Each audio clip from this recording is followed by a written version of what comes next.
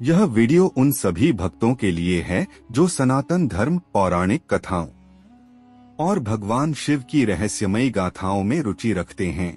Paresh पराधी channel को subscribe करें। जब सृष्टि की रचना प्रारंभ हुई तब चारों ओर केवल शून्य था। इस शून्य में सबसे पहले प्रकट हुए भगवान विष्णु, जो क्षीर सागर में योग निद्रा में स्थित थे। उन्हीं की नाभि से एक कमल प्रकट हुआ और उस कमल से ब्रह्मा जी का जन्म हुआ। ब्रह्मा जी ने अपनी सृष्टि रचना का कार्य आरंभ किया। उन्होंने देवताओं, ऋषियों, यक्षों, दानवों और अन्य जीवों की रचना की। किंतु एक समस्या थी। ब्रह्मा जी की सृष्टि में सृजन और पालन की व्यवस्था तो थी, परंतु कोई ऐसा नहीं था जो संहार का कार्य करे। सृष्टि में संतुलन बनाए रखने के लिए संहार भी उतना ही आवश्यक था जितना सृजन और पालन। ब्रह्मा जी इस समस्या को लेकर चिंतित हो गए और उन्होंने भगवान विष्णु का ध्यान किया। भगवान विष्णु उनके समक्ष प्रकट हुए और बोले, हे ब्रह्मदेव, आप किस चिंता में हैं? ब्रह्मा जी ने कहा, हे नारायण, मैंने सृष्टि की रचना की है और पालन के लिए देवताओं को उत्तरदायी बनाया है, परंतु विनाश का कोई तत्व नहीं है। बिना संहार की सृष्टि में संतुलन बना रहना असंभव। भगवान विष्णु मुस्कुराए और बोले,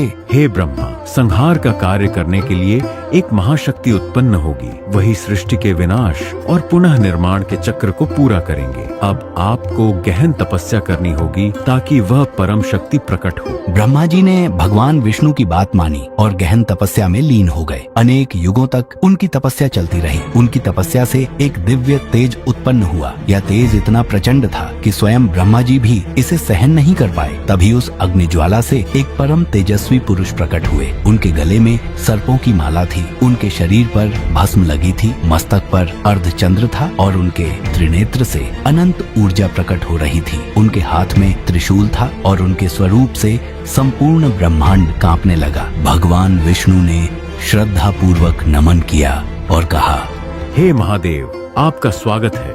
आप ही सृष्टि में संहार का कार्य करेंगे और संतुलन बनाए रखेंगे। ब्रह्मा जी ने भी शिव जी को प्रणाम किया, किंतु उनके मन में एक अहंकार उत्पन्न हो गया। उन्हें लगा कि उन्होंने स्वयं भगवान शिव को उत्पन्न किया है, अतः वे उनसे श्रेष्ठ हैं। भगवान शिव ने ब्रह्मा जी की ओर देखा और गंभीर स्वर में कहा, हे ब्रह्मा, आपने मुझे क्यों उत्पन्न किया? मेरे अस्तित्व का उद्देश्य क्या है? ब्रह्मा जी ने उत्तर दिया, हे महादेव, मैंने आपको सृष्टि में संतुलन बनाए रखने के लिए उत्पन्न किया है। मेरे द्वारा रचित इस संसार में जन्म और निर्माण का क्रम है, परंतु बिना संहार के यह संतुलन बिगड़ जाएगा। अतः आप ही इस संसार के संहार करता है। भगवान शिव ने ब्रह्मा जी की बात सुनी, परंतु उन्होंने उनके स्वर में छिपे अहंकार को भी भली भांति समझ लिया। ब्रह्मा जी स्वयं को सृष्टि का सर्वशक्तिमान कर्ता मानने लगे थे। उन्होंने सोचा कि शिव जी का अस्तित्व उनके कारण है और वे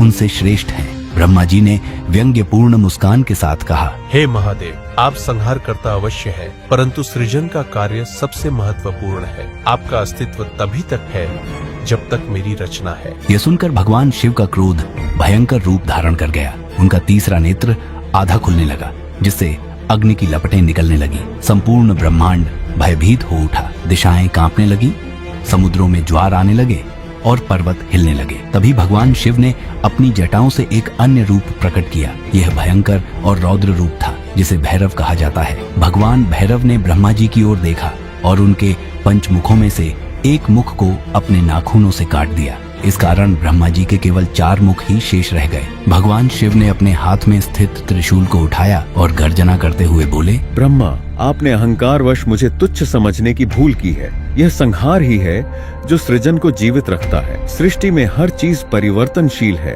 परंतु अहंकार विनाश की ओर ले जाता है। तब भगवान शिव ने ब्रह्मा जी को शाप दिया, आज से संसार में आपकी कोई पूजा नहीं होगी, कोई भी आपकी आराधना नहीं करेगा। ब्रह्मा जी भयभीत हो गए। उन्होंने भगवान विष्णु की ओर देखा, परंतु भगवान विष्णु जी ने हाथ जोड़कर सिर झुका लिया, क्योंकि वे जानते थे कि यह शिव जी का न्याय था। तभी भगवान शिव का क्रोध थोड़ा शांत हुआ। उन्होंने ब्रह्मा जी को देखा और कहा, आप सृष्टिकर्ता अवश्य हैं, परंतु अब संसार आपकी उपासना नहीं करेगा। केवल कुछ ही स्थानों पर आपकी पूजा होगी, परंतु लोग आपके मंदिर नहीं बनाएंगे। ब्रह्मा जी को अपनी भूल का एहसास हुआ। उन्होंने भगवान शिव से क्षमा मांगी, परंतु भगवान शिव का निर्णय अटल था। आज भी इस शाप के कारण ब्रह्मा जी के बहुत कम मंदिर हैं। जबकि भगवान शिव और विष्णु जी की पूजा संपूर्ण विश्व में होती है। यही कारण है कि भगवान शिव को केवल संहार करता ही नहीं, अपार करुणा और न्याय के देवता भी माना जाता है। भगवान शिव के रौद्र रूप भैरव ने ब्रह्मा जी के एक मुख का संहार किया था। इस कारण भैरव पर ब्रह्म हत्या का दोष लग गया। जब भगवान शिव का क्रोध शांत हुआ तो उन्होंने देखा कि भैरव को इस दोष से मुक्त करना आवश्यक है। भगवान शिव ने आदेश दिया, भैरव, तुम इस ब्रह्म हत्या दोष से मुक्त होने के लिए पृथ्वी पर जाओ और विभिन्न तीर्थ स्थलों पर तपस्या करो। जब तक तुम इस पाप से मुक्त नहीं हो जाते तब तक तुम्हें एक भिक्षुक के रूप में रहना होगा। भैरव जी ने आज्ञा मानी और पृथ्वी पर विभिन्न स्थानों की यात्रा की। अंततः वे काशी वाराणसी पहुँचे, जहाँ उन्होंने शिवलिंग की उपासना की और अपने दोष से मुक्त हुए। इसी कारण काशी को अविमुक्त क्षेत्र कहा जाता है, क्योंकि यहाँ स्वयं भगवान शिव ने भैरव को पाप से मुक्त किया था। इस घटना के बाद भगवान शिव ने कैलाश पर्वत को अपना धाम बनाया और ध्यान साधना में लीन हो गए। वे अब संसार में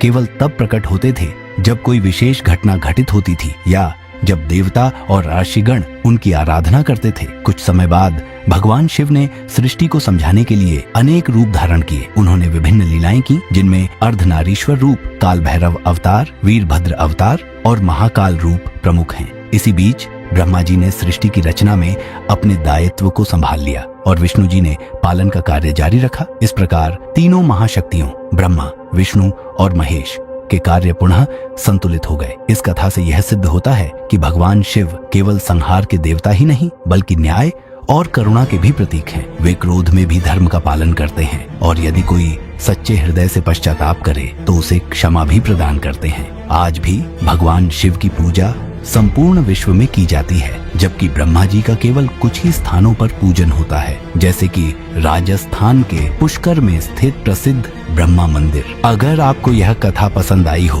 तो कृपया इसे लाइक, शेयर और सब्सक्राइब करना न भूलें। आपके सहयोग से हमें और भी अद्भुत पौराणिक कथाएं लाने की प्रेरणा मिलेगी। हर हर महादेव। हर